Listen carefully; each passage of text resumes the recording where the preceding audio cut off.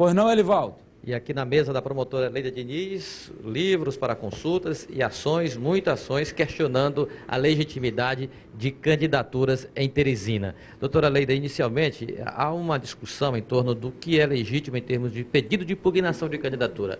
São ações transitadas, julgadas ou presenças de candidatos em qualquer processo já é um indício para formatar uma ação de impugnação de candidatura? Boa tarde. Boa tarde, Elivaldo. O Comando Constitucional anuncia que a administração pública é voltada para a prática do bem comum, do bem coletivo. A arte da política é uma arte nobre, é a atividade mais bela que a sociedade, através de seus representantes, desempenham no cenário político-social. Então, a Constituição Federal Brasileira, a Constituição Cidadã, recomenda o perfil do gestor público. É aquela pessoa, aquele representante que detenha o perfil da moralidade, da lisura, da probidade, da boa conduta privada e conduta pública. Então, hoje, no Brasil, de norte a sul, os reclamos da população é no sentido de que da má gestão da coisa pública, do descalabro administrativo.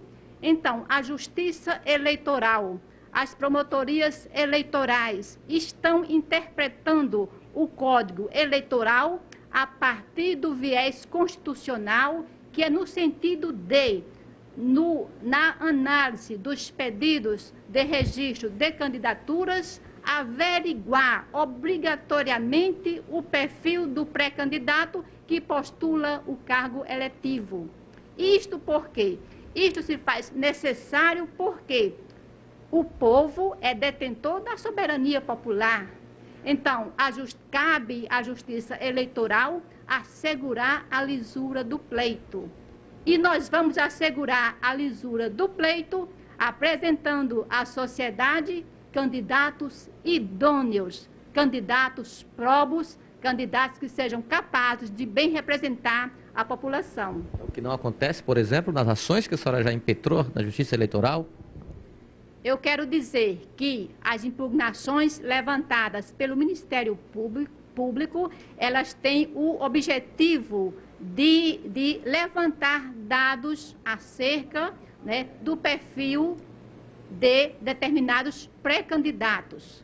Então, é dever do Ministério Público levantar os dados da elegibilidade.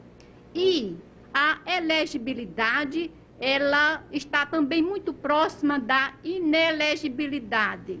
São dois termos que nós não distinguimos, onde um começa e o outro termina. Eles estão muito próximos. Então, para nós, né, além dos requisitos legais de que o candidato deva ser brasileiro, filiado a partido político, ter domicílio eleitoral, apresentar a certidão de quitação eleitoral, ou seja, apresentar certidões negativadas, né, da Justiça Comum, da Justiça Federal e da Justiça Eleitoral, nós estamos também obrigatoriamente vendo esse item do perfil moral, porque a Constituição assim exige. O caso, por exemplo, da candidata Lourdes Mello, a senhora afirmou que ela não tem estrutura partidária, não possibilita que ela legitime a candidatura? O caso do Partido da Causa Operária diz respeito à existência de uma certidão exarada pela Justiça Eleitoral, onde está consignado que o referido partido não detém a representação regional e municipal devidamente estruturados no estado do Piauí e no município de Teresina. Então, isso não significa que a ação de impugnação já esteja confirmada, né? Os impugnados serão devidamente notificados para apresentarem a sua defesa e produzirem as provas que assim entenderem. Pois não, Amadeu, a doutora Leida Diniz está à sua disposição. Boa tarde, doutora Leida Diniz. Inclusive aqui no cidadeverde.com, põe no ar aí, por favor, Júnior Luiz, a informação de que, inclusive, a promotora Leida Diniz estaria buscando impugnar também a candidatura do ex-presidente do PT, que é candidato a vereador Antônio Machado. Além dele, do candidato Silvio Mendes à reeleição, Lourdes Melo. Ao todo, quantas candidaturas a senhora está buscando impugnação, doutora? Efetivamente, ingressamos com 14 ou 15 impugnações, salvo engano, e outras já estão sendo elaboradas por nós para, até o final do expediente, adentrarmos. Então, o prazo é hoje, o prazo final para isso. O prazo final se encerra hoje e nós conclamamos todos os outros órgãos legitimados a exercerem o direito à impugnação. Não apenas o Ministério Público detém esse direito, mas os partidos políticos, as coligações também são legitimadas. E dizer, Amadeu, que o procedimento de registro de candidatura, ele é feito através de um procedimento público, ou seja, todo sindicato, associação de moradores e qualquer cidadão tem um amplo acesso a folhear, manusear e anotar quaisquer dados referentes aos seus pré-candidatos, isto porque é o eleitor que no dia da eleição vai aferir a qualidade e a aptidão de seus eventuais candidatos. Bom, a senhora disse que há 14 ou 15 ações já ajuizadas. Até o final do dia de hoje, a senhora imagina quantas serão protocoladas? Não podemos precisar numericamente. Dizer-se de antemão à sociedade teresinense de que a nós não interessa número. Interessa, sim, averiguar o perfil moral de cada candidato. Esta é a minha preocupação primordial. Bom, esse é um entendimento, desculpa, Elivaldo, doutora, é porque o próprio Supremo, aliás, o TSE, o Tribunal Superior Eleitoral, ele se manifestou com relação a essa possibilidade de candidatos que estejam respondendo a processos criminais poderem ou não ser candidatos. E a Justiça, no plano federal, entendeu que essas candidaturas devam ser homologadas. Esse é um entendimento que vai em sentido contrário ao Ministério Público? Olha, a presunção da inocência do candidato, ela não deve, ao nosso modesto entendimento, prevalecer sobre o interesse coletivo. O primordial para nós não é o direito subjetivo do pré-candidato à sua candidatura. O interesse público em voga e primordial é o direito fundamental da população a eleger candidatos que tenham o perfil moral, individual e profissional apto a bem representar a coletividade. A senhora faz isso fundamentada em que preceito jurídico, já que a senhora é considerada uma promotora extremamente rigorosa, dura em relação a esses aspectos, até queixas de segmentos da política em relação a esse comportamento. Isso é isolado aqui da região onde a senhora atua, ou a senhora percebe isso como determinação do Ministério Público Eleitoral? Isto é um movimento nacional da interpretação da Constituição Federal. O Ministério Público Eleitoral em todo o Brasil e, por consequência, as promotorias eleitorais nos estados e nos municípios foram, sim, orientadas para interpretar o comando constitucional da lisura das eleições. E a lisura se faz através da transparência. E a função do Ministério Público, no momento do pedido de registro de candidatura, é acabar com a opacidade dos candidatos. Nós vamos acabar com a opacidade colocando em evidência o seu perfil. Por exemplo, nós temos aqui algumas certas declarações de bens dos pré-candidatos que para nós são evidentemente falsas. Ou seja, os bens que são declarados não são devidamente atualizados. E a lei exige a atualização dos bens. Ou seja, nós estamos verificando que algumas declarações de bens dos pré-candidatos são virtualmente falsas, ou seja, trazem dados que não correspondem à realidade fática. E isso nós queremos apurar. São pré-candidatos a prefeito ou a vereador nos dois casos? nos dois casos. Em casos que candidatos com 3 contra-cheques, a senhora considerou também uma situação fora da realidade?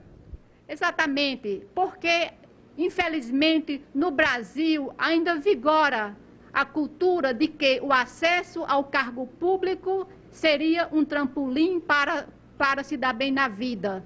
E nós não interpretamos dessa maneira. A política é a arte de fazer o bem coletivo. Então, já me deparei aqui, certo, com um candidato com 3 contra-cheques. O que significa isso? A lei trabalhista diz que o horário máximo de trabalho do empregado são 8 horas diárias. Você com contra-cheque você com 3 contra-cheques estaria obrigado a trabalhar 24 horas por dia. Isso é inadmissível. É caso de impugnação. Para mim o perfil do candidato fica desqualificado quando, num pedido de registro de candidatura, o candidato já vem dizendo que é partidário, é defensor de uma postura não condizente com o perfil de um bom gestor, certo? De um bom representante. Este é o meu entendimento, mas respeito às opiniões contrárias. As impugnações não significam julgamento prévio, né?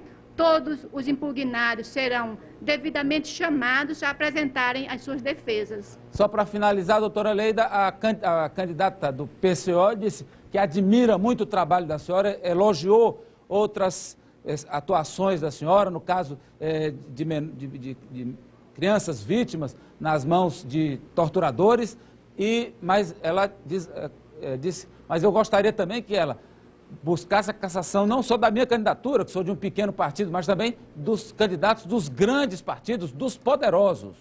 Nós aqui não distinguimos o tamanho, nós aqui não fazemos distinção entre partidos políticos que sejam, que tenham, certo, na sua agremiação, pessoas certo, da elite política e econômica. Até porque, Amadeus,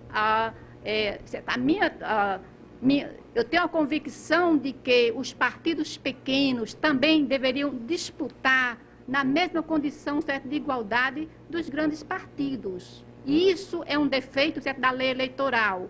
Cabem às pequenas agremiações lutarem por maiores oportunidades, né, na questão, certo, do desempenho da campanha. E isso vai depender, certo, da mudança da lei eleitoral. E isso vai demandar um trabalho de base, de muita discussão. Quer dizer, nós não estamos aqui alijando os partidos pequenos. Nós estamos, por um procedimento técnico, tendo que também fazer suscitando a impugnação daquela pessoa que não comprova a filiação partidária. Muito obrigado, então, a promotora eleitoral Leida Diniz. Amadeu, os processos sairão daqui, os pedidos de impugnação sairão daqui da sala da doutora Leida Diniz, direto para a mesa do juiz eleitoral Teófilo Rodrigues Ferreira.